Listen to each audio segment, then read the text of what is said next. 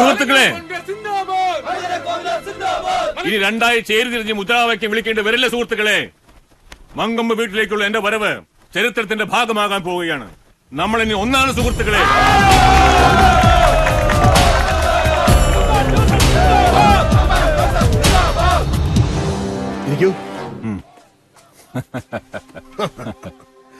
ലയനം എന്റെ സ്വപ്നമാണ് തമ്പാനെ. നമ്മുടെ പ്രവർത്തകന്മാരും തിരുസഭയും നമ്മുടെ എല്ലാ ബന്ധുക്കളും അത് ആഗ്രഹിക്കുന്നുണ്ട്. നമ്മൾ ഒരുമിച്ചൊരു പ്രസ്താവന, അതിന്റെ മേലിൽ കെട്ടിപ്പിടിച്ചൊരു പടം. നാളത്തെ മെയിൻ സ്റ്റോറി എല്ലാ പത്രക്കാർക്കും അത് തന്നെയാവും. എല്ലാവരും സ്പേസ് ഇട്ടേച്ച് വെയിറ്റ് ചെയ്യുക. പക്ഷെ അതിനു മുമ്പ് നമ്മൾ തമ്മിലൊരു ധാരണയിൽ എത്തണ്ടേ? എന്തോന്ന് ഇത്ര വലിയ ധാരണ? ഇറങ്ങിപ്പോകുമ്പോ താൻ വിട്ടിട്ട് പോയ എല്ലാ സ്ഥാനമാനങ്ങളും തിരികെ വരുമ്പോഴും തനിക്ക് കിട്ടും. അത് പോരല്ലോ പോൾ സാറേ. ഞാൻ പഴയ സ്ഥാനവും മാനവും കിട്ടുമോ എന്നറിയാൻ വന്നതല്ലോ. വില പറയാൻ വന്നവനാ ഞാൻ, വിൽക്കാനല്ല. ഞാൻ ചോദിക്കുന്നത് എന്തും തരാൻ തയ്യാറായിട്ട് വേണം പോൾ സാർ അവിടെ ഇരിക്കാൻ. വില പറയാനോ? നീയോ? എടവേ, രണ്ടു മുന്നണിയിൽ നിന്നും വെളിയിലായി ഇപ്പൊ ഏറിൽ നിൽക്കുന്ന നിനക്ക് ഇനിയുള്ള കാലം നിയമസഭയ്ക്കുള്ളിലെ കുളിര് കൊള്ളണമെങ്കിൽ നിരുപാധികം ഈ കാലിൽ വീണ് ലയിക്കാം. കണ്ടീഷൻസുമായിട്ട് വന്നിരിക്കുന്നു. അതെ MC പോൾ, കണ്ടീഷൻസ്. അത് നിങ്ങളെ കൊണ്ട് സമ്മതിപ്പിക്കാൻ എനിക്ക് കഴിയും. അതെന്താണെന്നൊന്ന് കേൾക്ക്, ചുമ്മാ. ഓ ആയിക്കോട്ടെ, തമ്പാൻ സാർ പറ. കടുത്തുരുത്തി ഉപതെരഞ്ഞെടുപ്പിൽ ഞാൻ നിർദ്ദേശിക്കുന്ന ആൾ സ്ഥാനാർത്ഥി. ലയനം കഴിഞ്ഞാൽ പാർട്ടിയുടെ റബ്ബർ സ്റ്റാമ്പ് ചെയർമാൻ നിങ്ങൾ, ജനറൽ സെക്രട്ടറിഷിപ്പ് എനിക്ക്. അടുത്ത തെരഞ്ഞെടുപ്പിൽ മുന്നണി അധികാരത്തിലെത്തിയാൽ എനിക്ക് മിനിസ്റ്റർഷിപ്പ്, അതും റവന്യൂ. ചിരിച്ചു തള്ളാതെ പൊളച്ചായ ട്രംപ് കാർഡ്, തുറുപ്പ് ചീട്ട് കയ്യെ വെച്ച തമ്പാൻ ജോസഫ് ഇരിക്കുന്നത്. നിങ്ങളുടെ കൂടും കുടുക്കിയും എല്ലാം കൂടെ വെട്ടാൻ പോകുന്ന തുറുപ്പ്.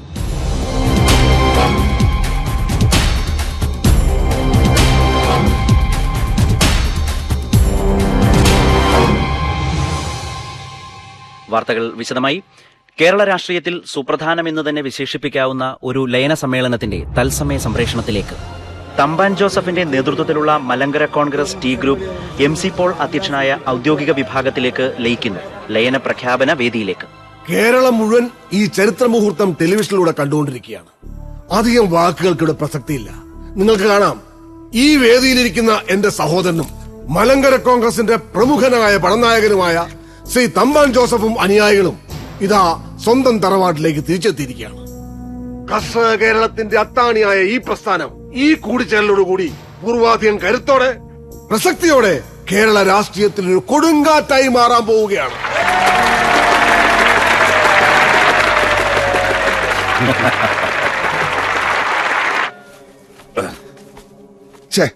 ചീഞ്ഞ കതറ്. നമ്മുടെ രാഷ്ട്രീയക്കാർക്ക് എന്നാണ് മെനയുള്ള വല്ല ഇട്ടുകൊണ്ട് നടക്കുന്നത്? ഇതിപ്പോ ലയന സമയമല്ലോ, ഇന്ന് കതറ് മസ്റ്റാ. ഓ, ഡൽഹിയിലെ രാഷ്ട്രീയക്കാരൊക്കെ എന്നെ സ്റ്റൈലാന്നറിയാവോ? അവര് പകല് മാത്രമേ ഈ ക്ലാപ്പെടുത്തുള്ളൂ, ചുമ്മാ നാട്ടുകാരെ കാണിക്കാൻ. രാത്രി പിന്നെ അവിടെ ഉള്ളമാർക്കൊന്നും തുണിയെടുക്കാൻ നേരം കാണത്തില്ലല്ലോ. ലേസ ഡേവിഡോ? ഓ, താനെന്നാ? മലങ്കര കോൺഗ്രസിന്റെ മഹാലയന സമ്മേളനം നടക്കൂല്ലയോ കുഞ്ഞെ? തമ്പാന്റെ വിമത ഗ്രൂപ്പും പോൾ സാറിന്റെ ഔദ്യോഗിക ഗ്രൂപ്പും തമ്മിൽ ലയിച്ച് വേസ്റ്റാവുന്ന മേള കാണാൻ പോകുന്ന വഴിയാ. കൂട്ടത്തിൽ നീ ഇവിടെ ഉണ്ടായ നന്നായിരിക്കും തോന്നി. അല്ലടാ സെവി, നീ ആ കേസ് വിട്ടോ? ഏത് കേസ്? ചേടാ, നീ നിന്റെ അനിയനെ കൊന്നവനെ തിരക്ക് തേരാപ്പര നടക്കുമായിരുന്നല്ലോ. ഇടയ്ക്ക് വെച്ച് നിന്റെ ആവേശം കുറഞ്ഞല്ലേ? ഞാൻ പക്ഷെ അതിന്റെ പുറകെ തന്നെ ഉണ്ടായിരുന്നു. ആളയാൻ പിടിച്ചു. ആരാന്ന് ചോദിക്കടാ ചെറുക്ക, നിനക്കറിയണ്ടടാ. നിന്റെ അനിയൻ ചെറുക്കന്റെ കഥ ഒരു വല്ലാത്ത കഥയാടാ ഉവി. രാജയോഗം അല്ലായിരുന്നു. മുന്നിൽ വിരിച്ചിട്ട പട്ടുപരവതാനി കൂടെ നടന്നു ചെന്ന് നസ്രാണിപ്പടയുടെ പുതിയ ഇടയന്റെ ചെങ്കോലും കിരീടവും ഏറ്റുവാങ്ങാൻ നിന്ന ചെറുക്കന്റെ വയറ്റിലല്ലയോ ഒരു പിച്ചാത്തി കയറി 4 തിരിയങ്ങ് തിരിഞ്ഞത്. അത് ആര് ചെയ്തു എന്ന് പറഞ്ഞ് തുലക്കാടാ ഇവിടെ? തുലക്കാടാ, അതിനല്ലേ ഞാൻ ഇറങ്ങി പുറപ്പെട്ടിരിക്കുന്നേ. സിബ്ലിംഗ് റൈവൽറി, ആദാമിന്റെ പിള്ളേര് തമ്മിൽ തുടങ്ങിയ വൈരാഗ്യവാ.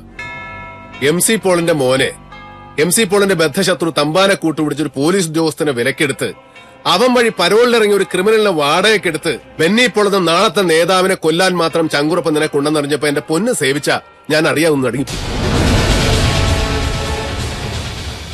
സ്വന്തം കൂടപ്പുറപ്പിനെ കൊല്ലാൻ കാണിച്ച ക്രൂരതയോർത്തിട്ടല്ല. എന്റെ പൊന്നു കർത്താവേ, ഇവനാണല്ലോ മലങ്കര പാർട്ടിയുടെ തലപ്പത്ത് കയറിയിരുന്ന് ഈ നാടിനെ സേവിക്കാൻ പോകുന്നതല്ലോ എന്ന് ഓർത്തിട്ടാ. സ്വന്തം അനിയൻ ചത്താലേ തനിക്കൊരു രാഷ്ട്രീയ ഭാവിയുള്ളൂ എന്ന തിരിച്ചറിവിന്റെ കാര്യത്തിൽ നീ MC പോളിന്റെ മോൻ തന്നെ. ഉണ്ണി, തോട്ടത്തിന്റെ കിഴക്കേ മൂലയ്ക്ക് ഒരു കുഴികുത്താൻ പറയടാ. ഇവനെ അടക്കേണ്ട നേരമായി. ഡേവിഡ് ജോൺ കൊട്ടാരത്തിൽ നീ അറിഞ്ഞ സത്യങ്ങൾ നീയും കൂടെ ആ കുഴി കിടന്നങ്ങ് വിശ്രമിക്ക്. നിനക്ക് RIP. അതെനിക്ക് ബോധിച്ചു. ഡേവിഡിനൊരു കുഴി, അതും തോട്ടത്തിന്റെ കിഴക്കേ മൂലയ്ക്ക്. ശവപ്പെട്ടിയുടെ മൂടി വെക്കുന്നതിന് മുമ്പ് നീ നടത്തിയ കൽപ്പന എനിക്ക് വളരെ ബോധിച്ചു. കൊട്ടാരത്തി ജോണിന്റെ മോൻ ഡേവിഡ് 1.5 വയസ്സിലാ പിച്ച വെച്ചു തുടങ്ങിയത്. അന്നെങ്ങും വീണിട്ടില്ല, തപ്പിയും തടഞ്ഞും പിന്നൊരു വീഴ്ച അതും ഉണ്ടായിട്ടില്ല ഡേവിഡിന്. ആ ചരിത്രം തിരുത്തി എഴുതാൻ നീയല്ല, നിന്റെ അപ്പനല്ല, അയക്കൊരപ്പനുണ്ടായിരുന്നെങ്കിൽ അയക്കും കഴിയലടാ കഴിവറി.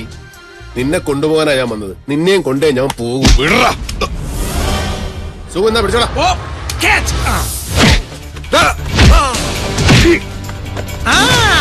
ഞാൻ പരിക്ക് മൂലം വിശ്രമത്തില്ല. ഞാൻ ഈ കളി കണ്ടു നിന്നോളാം. നീ ഗാലറിയിൽ നിന്ന് കളിയുണ്ടോ? പക്ഷെ കമന്റ് അടിക്കരുത്. അവിടെ അടി, ഇവിടെ അടി, മറ്റടുത്ത് കുത്തം.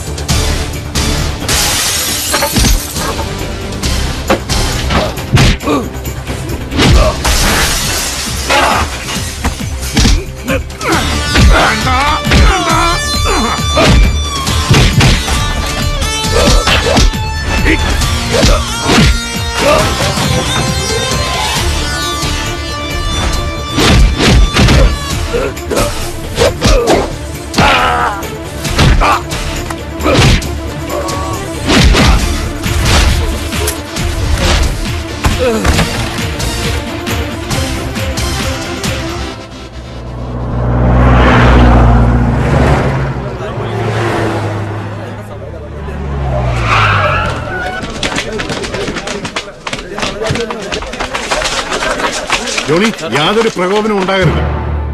പ്രിയപ്പെട്ടവരെ, മരണം മരം മലങ്കരയുടെ അമരത്ത് ഞാൻ ഉണ്ടാവുമെങ്കിലും പുതിയ പാർട്ടി ചെയർമാനായി ശ്രീ തമ്പാൻ ജോസഫിനെ നിയമിച്ച തീരുമാനം ഞാനിവിടെ അറിയിക്കുകയാണ്.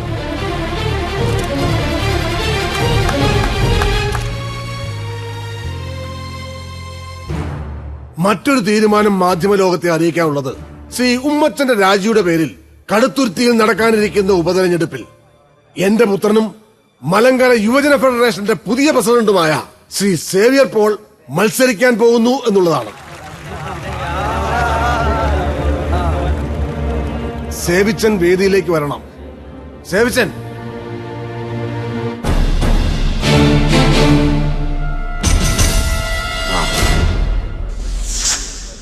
എന്റെ പേര് ഡേവിഡ് ജോൺ കൊട്ടാരത്തിൽ.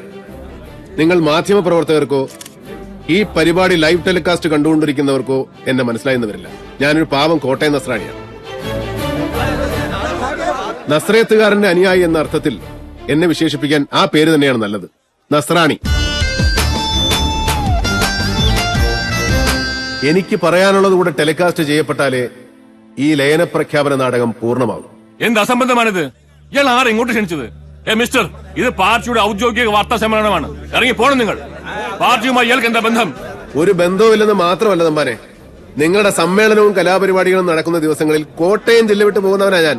നിങ്ങൾ ജനങ്ങളുടെ മുമ്പിൽ വിളിച്ചു പോകുന്ന നോൺസെൻസും അവരുടെ മുമ്പിൽ നടത്തുന്ന പൊറാട്ട നാടകവും കണ്ട് സഹിക്കാൻ വയ്യാത്തോണ്ട് ഇന്നിവിടെ വന്നത്. പക്ഷേ നിങ്ങളുടെ സംപൂജ്യരായ നേതാക്കന്മാരുടെ മുമ്പിൽ വെച്ച് ഈ മാധ്യമപ്രവർത്തകരോട് 2 വാക്ക് പറയാനാ. അതിനുള്ള അനുവാദം ഇവര് തന്നാ മതി. മിസ്റ്റർ ഡേവിഡ് ജോൺ കൊട്ടാരത്തിൽ, നിങ്ങൾ പറയണം, ഞങ്ങൾ കേൾക്കാൻ തയ്യാറാണ്. അതിനോട് ഒരുത്തന്റെ അനുവാദം ആവശ്യമില്ല. You proceed mister David.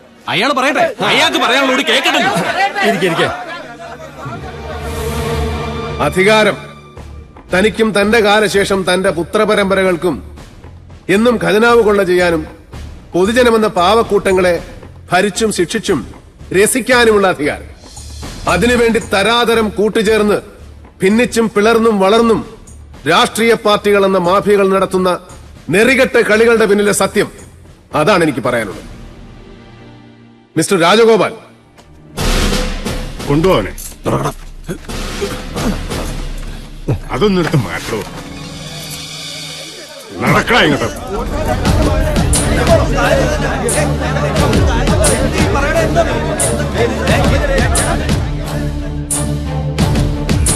എന്താ ഇത്? മിണ്ടിപ്പോരുത്, ഇരിക്കണോ അവിടെ. നീക്കണം.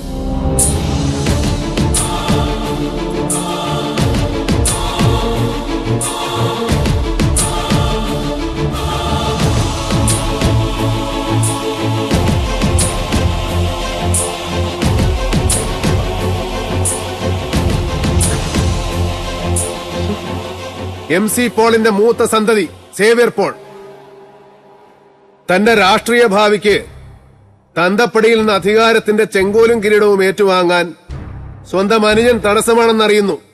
അനിയനെ വാടക ഗുണ്ടായി ഉപയോഗിച്ച് കൊലപ്പെടുത്തുന്നു.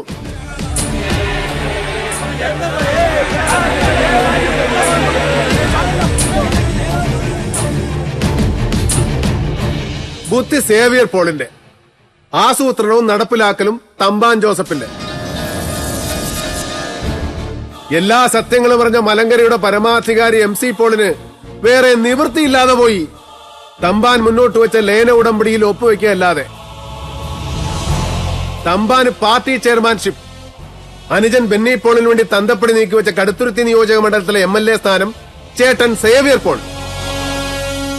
കൊലപാതക കുറ്റത്തിൽ നിന്നും നിരപരാധിയായ ഒരു പെൺകുട്ടിയെ രക്ഷിക്കാൻ വേണ്ടി ഞാനും എന്റെ സുഹൃത്തുക്കളും നടത്തിയ ഒരു അന്വേഷണമാണ് ഈ സത്യങ്ങൾ പുറത്തു കൊണ്ടുവന്നത്. അതിലെനിക്ക് നന്ദി പറയാനുള്ളത് പണത്തിന്റെ പ്രലോഭനങ്ങളിൽ വീണുപോയെങ്കിലും മാപ്പുസാക്ഷിയാകാൻ തയ്യാറായ എന്റെ സുഹൃത്ത് SP രാജഗോപാലിനോട്. ഉത്തരവാദിത്തപ്പെട്ട ഒരു പോലീസ് ഓഫീസർ എന്ന നിലയിൽ ഞാൻ എന്റെ തൊഴിലിനെ, സർക്കാരിനെ, അതുവഴി ജനങ്ങളെ വഞ്ചിക്കുകയാണ് ചെയ്തത്. ഇന്ന് അവസാനത്തെ ഒഫീഷ്യൽ ഡ്യൂട്ടിക്ക് ശേഷം ഞാൻ രാജിവെക്കാൻ പോകുന്നു. എന്നിട്ട് അർഹിക്കുന്ന ശിക്ഷ ഏറ്റുവാങ്ങാൻ നീതിപീഠത്തിന്റെ മുന്നിലേക്ക് ഞാൻ പോകും.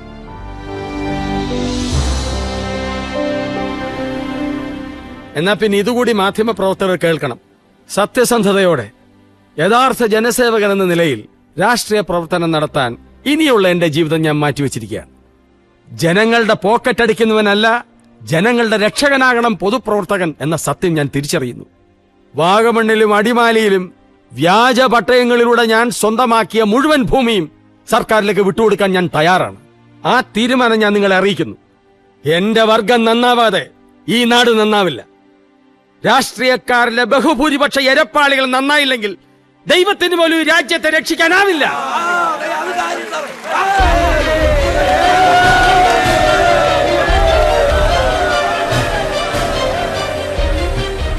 ഈ വാക്കുകൾ കേൾക്കുന്ന ജനങ്ങൾ, ജനപ്രതിനിധികൾ, നിയമപാലകർ, മാധ്യമപ്രവർത്തകർ എല്ലാവരോടുമായി ഞാൻ പറയുകയാണ്, ഇവർ, ഈ ക്രിമിനലുകൾ ശിക്ഷിക്കപ്പെടണം. അതിന് വേണ്ടുന്ന തെളിവുകൾ, വ്യക്തവും ആധികാരികവും ശക്തവും സുദൃഢവുമായ തെളിവുകൾ ഉത്തരവാദിത്തപ്പെട്ട ആരുടെ മുന്നിലും ഹാജരാക്കാൻ ഞാൻ ബാധ്യസ്ഥനാണ്, ഞാൻ സന്നദ്ധനാണ്.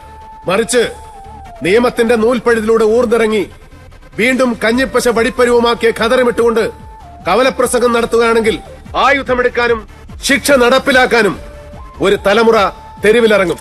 അവരോടൊപ്പം ഞാനും ഉണ്ടാകും.